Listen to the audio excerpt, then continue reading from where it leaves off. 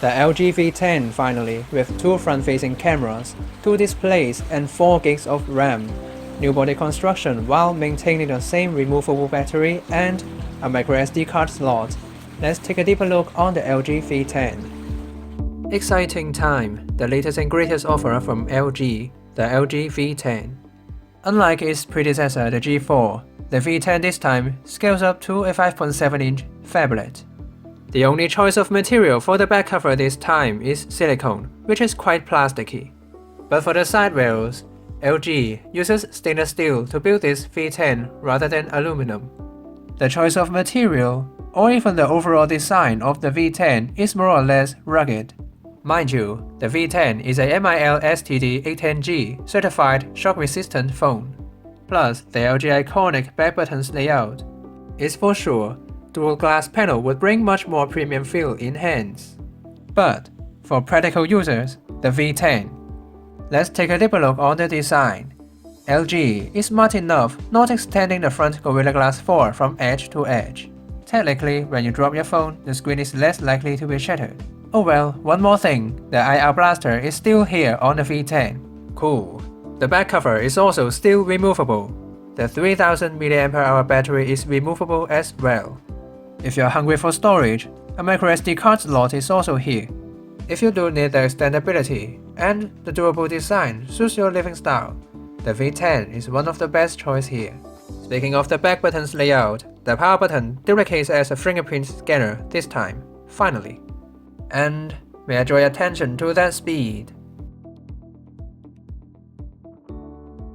Lovely. While double tap to wake, sleep, and not cook can be used at the same time. The second screen. I believe most of you folks agree is gimmicky, but just before you've watched this video, under Settings, Display, Second Screen, there's the option of Show Main Screen on and off. For Show Main Screen off, after you've put your phone to sleep, the notifications and status will be shown on the second screen with the lowest brightness. For Show Main Screen on, the most remarkable function is the Recent Apps bar. While the favorite apps are listed on the second page, you can switch among them without entering the app drawer at all. Another practical use of the second screen would be showing the notifications, which means when there's a notification it won't be shown on the main screen, and you can continue to enjoy the apps or games you're using. Music player control is also accessible on the second screen, or even dial your favorite contacts without entering the dialer at all. More than enough? Nope. The new camera app is now integrated with the second screen. You can change the mode here or even act as a zoom ring. The second screen of the V10 is way more functional than I thought. But what do you think? Comments down below and let us know. Performance. The V10 features a Snapdragon 808 hexa-core processor with 4 gigs of RAM, 32 or 64 gigs of storage, a microSD card slot, 5.7-inch Quad HD Quantum IPS display, the IR blaster, as well as Quick Charge 2.0. Even though the Snapdragon 808 processor is not even one of the most powerful CPU, but with the latest LG UI, the V10 is responsive, smooth, and snappy. Another comparison video between the Note 5 and the V10 will be available soon, so stay tuned. Anyway, the Adreno 418 GPU can drive the Quad HD display without a stutter, even though while playing heavy games like Need for Speed No Limits. In case you're hungry for specs and performance, here's the benchmarks result of the V10. Close to the G4. The V10 is obviously not a top performer on benchmarks, but obviously we're all satisfied with its daily basis performance. Speaking of daily basis, you can also change the button combination of the navigation bar. Shortcuts like pulling down the notification drawer with one touch. You may also trigger the multi-window with one tap as well. But it's quite a shame on LG's approach to multi-window. Choice of apps are limited. Well, I do mean limited. The camera, the same old 16 megapixels f1.8 lens is here again, backed with laser autofocus and a color spectrum sensor, as well as OIS 2.0. But here it is, the dual front-facing cameras, each of them has 5 megapixels.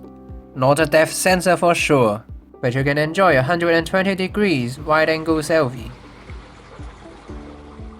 The same simple mode is here, and you can take photos as long as you touch the screen. But there's quite a few new functions under auto mode. Multi-view. It uses all the 3 cameras, not at the same time, but all the 3 pictures taken will be merged to one photo eventually, as well as time-lapse and slow-mo are also available. The 720p, 240 frames per second slow motion is marvelous.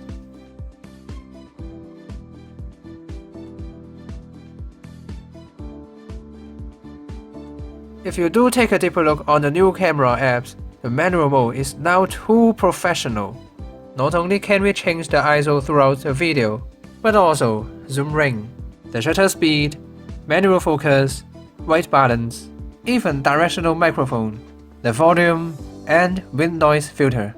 And last but not least, 4K video is recorded in 64 maps per second.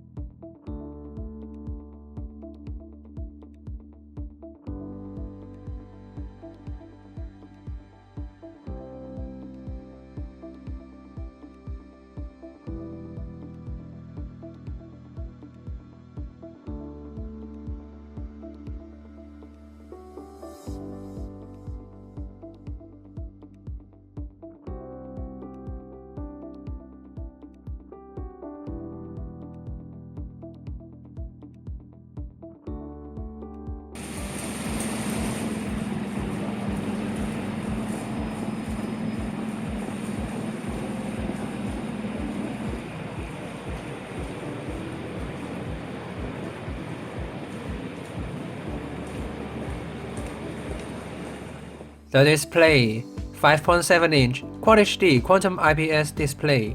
Mind you, the second screen is not included yet. With an excellent viewing angle, almost no color shifting while tilting the screen. But with IPS technology, the backlight still causes light bleeding on some particular angles.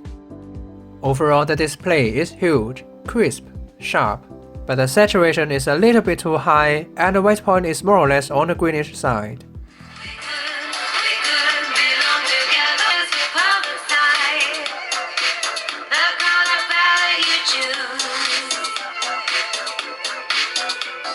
The speaker itself is moved to the bottom side rather than on the back.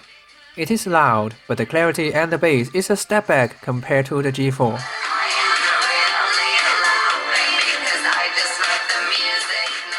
Quality-wise, the V10 does support 32-bit hi-fi DAC, which can only be enabled after the earphone has been plugged in. It can drive my Sony Xperia-A3 with a respected volume. The bass, however, is too strong for me, and the overall output is on the warmer side. It depends on which genre of music you are listening to. For pop and rock music, the V10 can offer us a great playback experience. The V10 features a 3000 mAh removable battery. According to our standard battery test, forget about those Chinese words, this is the first English video on this channel. 5% of the battery was left after 4¼ hour non-stop videos playback on the FlashingDroid YouTube channel, with the highest brightness with no sound. After calculations, 11% was left at a point of 4 hours playback. The V10 does not have the longest battery life with a single charge, but if you are a serious heavy user, you can insert a charged one instead.